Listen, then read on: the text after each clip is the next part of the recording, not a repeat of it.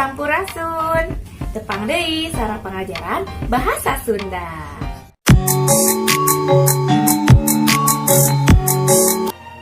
Pengajaran bahasa Sunda lebetkeun lalaungan anu kadua.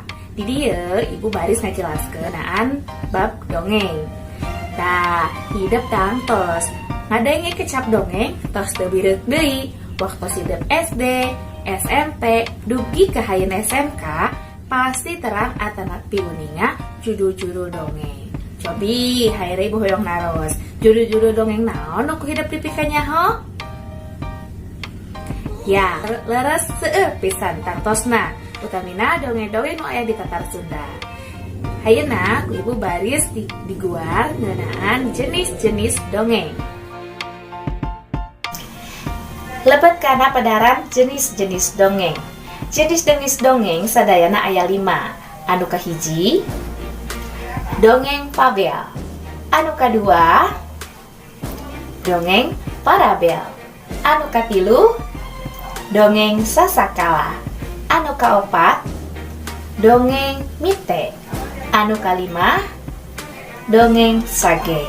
Nah, ayeuna ku ibu baris dijelaskeun dongeng fabel. Cobi aya nu emut. Naon ari dongeng fabel teh? Leres pisan. Dongeng fabel nyaeta anu teu leupas aya patalina jeung sato. Biasana di dinya nyaritakeun ilaharna kahirupan manusia tapi digambarkeun ku wujudna sato. Nah, habeut ku sato lantaran dongeng patalina jeung budak. Nah, hamun hayeuna budak pasti resep karena sato-satoan. Tapi nah satona teh nu jarang urang ningali sapopoe. Seperti maung, buaya, gajah, peucan. Nah habeut sato eta nu sok dicaritakeun atanapi nu janten tokoh utama dina dongeng. Alasanna sato-sato eta ngawakilan miboga karakter sakumaha nu dicaritakeun dina dongengna. Lamun urang ngadenge sato buaya atanapi buhaya, urang pasti inget karena naon pasipatan buaya anu sarakah. Sato maung, urang pasti inget karena pasipatan maung anu sok jagoan atanapi disebutna raja leuweung. Aya oge sato peucan atawa kancil. Eta geus katelah sato anu leutik tapi miboga akal atawa katalahna pinter. Ta eta sato-sato nu janten ngawakilan karakter-karakter tina tiap carita nu ditepikeunna. Hayeuna tadi fabel urang lihan deui. Fabel teh nyaeta dongeng nu nyaritakeun sasatoan. Tara janten tokohna eta tangtos sato, paripolahna jiga manusa. Aya sato indit gawe, ya aya sato boga imah, atanapi sato ngobrol jeung papada sato anu beda jenisna. Anu kadua nyaeta dongeng parabel. Tah dongeng parabel mah nyaeta palakuna manusa.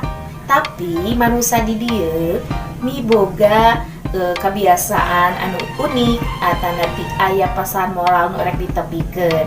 Atanapi oge jalmana teh anu mahiwal sapertos si kabayan. Eta lebetna kana jenis dongeng parabel. Anu katilu nyaeta dongeng sasakala. Nah, dina dongeng sasakala, ari hartina sasakala nyaeta asal usul atanapi asal mula.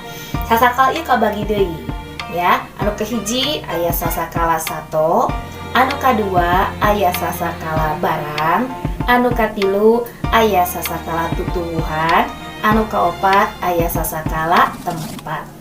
Urang wincik hiji-hiji. Sasakala sato berarti nyaritakeun asal usul atanapi mulana terjadina terciptana sato eta. Kalayan aya dongengna. Terlepas dikemas caritana anu enteng, sangkan barudak ngarti, tapi aya pesan moral atanapi amanat nu rek ditepikeun. Sasakala sato berarti asal usul sato eta. Contohna aya dongeng sasakala kuya ngagandong imah. Nah, didinya dicaritakeun kuya teh beut sok dibabawa imahna. Nah, Nah, anu kadua aya deui sapertos judulna dongeng sasakala maung leutik cangkengna. Jadi baheula mah maung teh teu miboga cangkeng, habut aya cangkengan aya dongengna.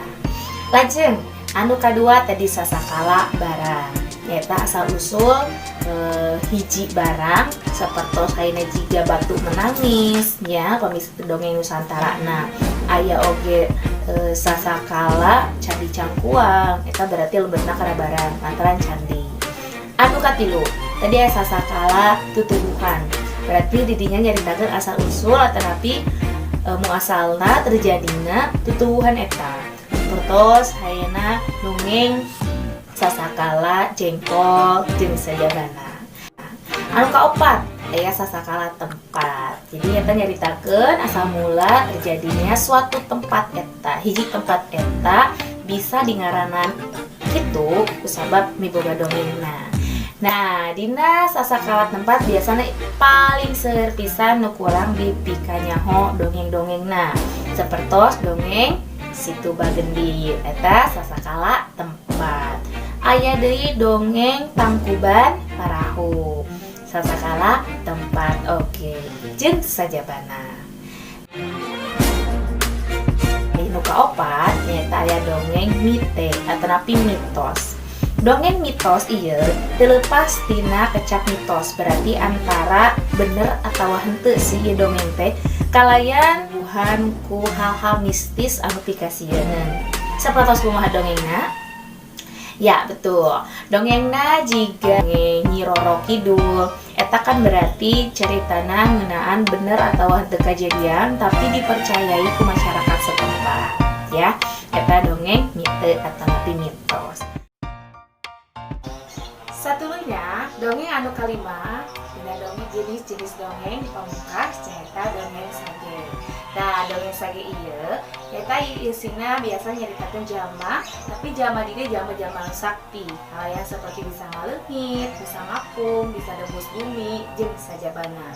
Sok sanaos eta jalma-jalma sakti tur jalma nu pinuh wawanen dipercaya dongeng sage ieu teh pernah kejadian atau pernah aya caritana kalayan bener. Sok sanajan eusi dongengna teu asup akal.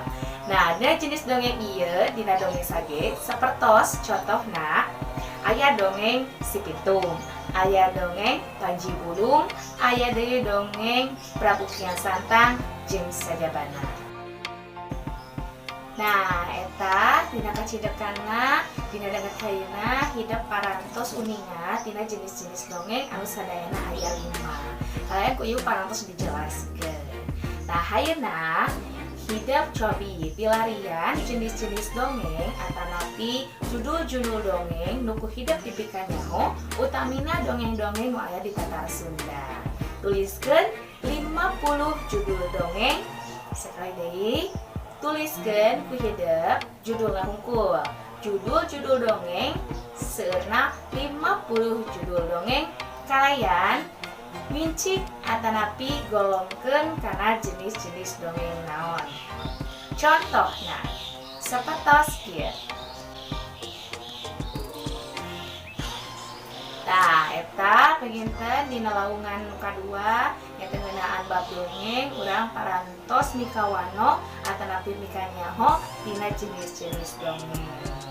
Bila aya patarosan, sumangga hideung tiasa komen di handap atanapi tiasa ngajapri. Penginten sakitu anu kapihatur hapunten bilih aya kakirangan. Mudah-mudahan nuhun payun urang tiasa deui patepang sareng pangajaran bahasa Sunda sinareung dipaparing kesehatan. Wabillahi taufiq wal hidayah. Wassalamualaikum warahmatullahi wabarakatuh.